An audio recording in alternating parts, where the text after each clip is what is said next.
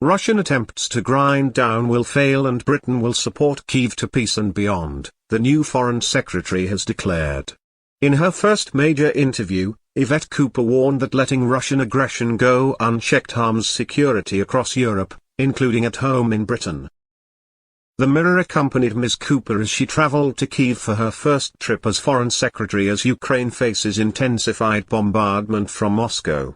NATO countries are on high alert following Russia's violation of Polish airspace on Wednesday. Russia and Belarus were also conducting military drills on Friday and Saturday, testing nerves on NATO's eastern flank. Speaking to the Mirror on the overnight train from Kyiv, Ms. Cooper said, "Ukraine's security is our security. If Putin's aggression goes unchecked, that affects the stability and the security of the whole of Europe, including the stability and the security of the UK." The Foreign Secretary met President Zelensky on her visit, where she told him Ukraine had Britain's unwavering support. Ms. Cooper said, "My message to President Zelensky is we will support them, we will stand with them and continue to do so." Vladimir Putin's blatant stalling on peace talks as Russia ramps up its attacks on Ukraine has triggered skepticism that the Kremlin tyrant has any plans of coming to the table. To break the impasse, Ms. Cooper said it was vital to continue to offer military support and push for security guarantees to defend a future peace deal, through Keir Starmer's coalition of the Willing Partnership with allies. Tightening the screws on the Russian economy will be vital, she added, after announcing a raft of new sanctions on Putin's war machine. "We have to put much stronger economic pressure on Russia and on Putin to get them to come to the table to get the potential to end the war, which is what the people of Ukraine want," she said. Ms. Cooper also confirmed a further £142 million in aid to help families on the front line and to shore up battered energy infrastructure ahead of the winter.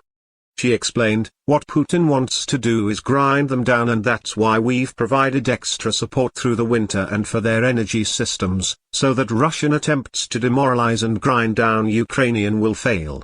If Ukraine can't support families who end up losing their homes as a result of attacks, then that's much harder for them to maintain their resistance. We need that continued resistance against Russian aggression, and that's why countries pulling together to support those Ukrainian families is really important." In Kyiv, she met families who had been forced out of their homes in Donetsk, in eastern Ukraine, at a charity that had been recently damaged by a Russian strike. One mum told her how her son was afraid to go out to play football in case the air raid sirens went off. Ms. Cooper said, "It's a European city, a beautiful European city that is under bombardment." Foreign Secretary Yvette Cooper speaks with the Mirror's Lizzie Buchan in Kyiv, Ukraine. Families talk about trying to find a bathroom to hide in when the drones come, as they have to move away from the windows, so they have to hide in the hallways or rush down to a metro station or rush down to the parking basement in the middle of the night because of the bombardment. "I think people forget this is a European city, being bombarded in war." This grim reality was brought home to her by the Ukrainian family she hosted at the start of the war in her West Yorkshire constituency. It came about after she met a Ukrainian dancer at a strictly themed fundraiser, organized by the family of rugby league legend Rob Burrow.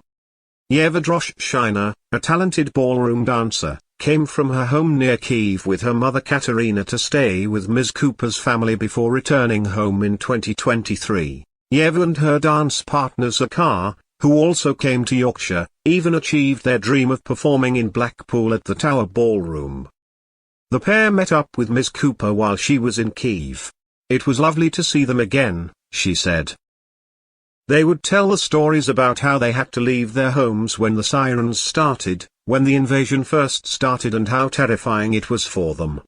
Now they're back in Ukraine and their families are working to keep supporting jobs and the economy in Ukraine, and the defense of Ukraine, and also as young people having great ambitions for the future as dancers. Ms. Cooper takes on the Foreign Secretary job at an extremely fraught time, with conflict spiraling in the Middle East as well as at home in Europe. She dismissed the suggestion by her husband Ed Balls on his podcast, that she was frustrated to be moved from the Home Office in the cabinet reshuffle just as progress was starting to be made on tackling the asylum crisis. But she will focus on similar priorities at the Foreign Office: security, migration, and jobs and growth at home. Ms. Cooper said, "This is the most incredible job. It's a total honor to do the job as Foreign Secretary. It's one of the most incredible jobs to do in government.